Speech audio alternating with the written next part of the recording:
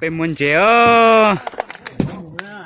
thắng khoác hơi nó bê cục bê lên con loài nó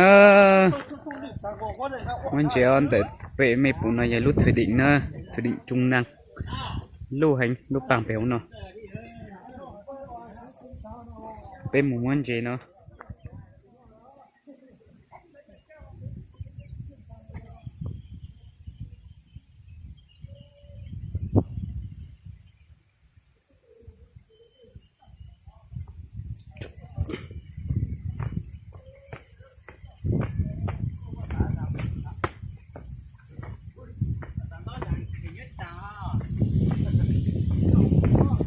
cũng mà thể hậu à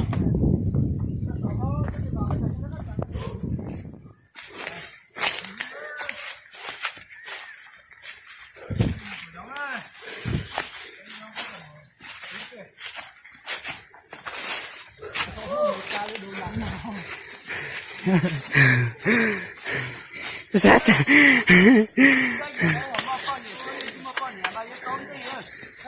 rồi đây là tao đấy mà tôi chơi thôi tao chỉ một hai giống mà tao xé lên nó hết rồi giống lại tiệt tiệt đi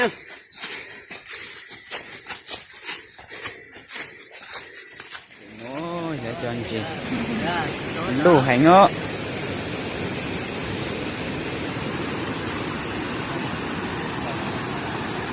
đủ hành cả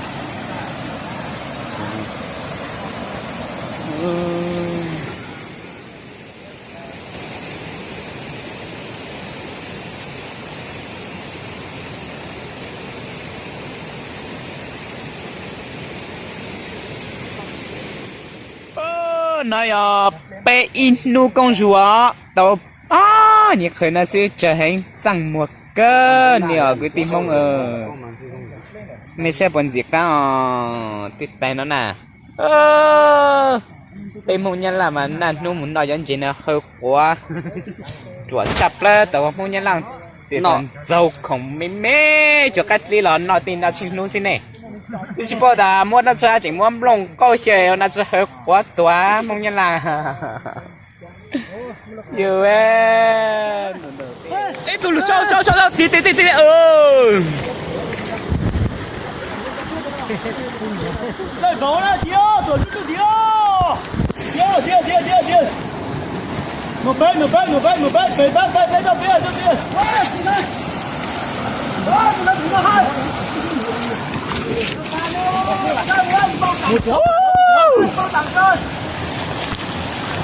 Đấy tôi đánh cao cho mọi người sai. Ngân, kiểu cho mà. Giờ là rồi giờ có cả chưa? Kiểu mà mô luôn này. Nó kiểu mà mô luôn này. Ra thể cao rồi này, ra thể cao rồi hay là. Là gần chưa một kiểu đó. Ra kiểu đây.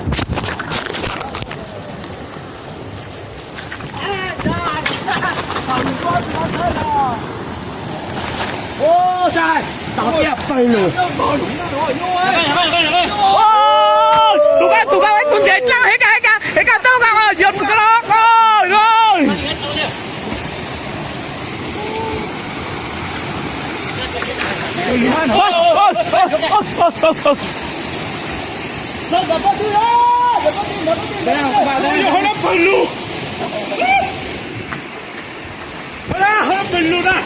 Cảm ơn cháu này, cảm ơn cháu này.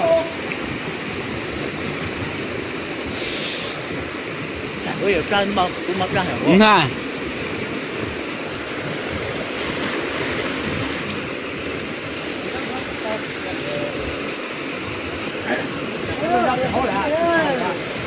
Ôi lũ ta.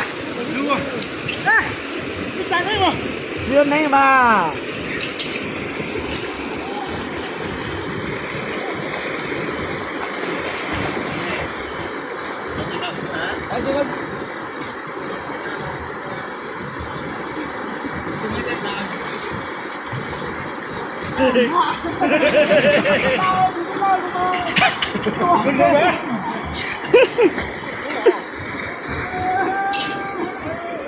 Không mà, cái này con này. Đến thắt chân tay chứ à. 接着，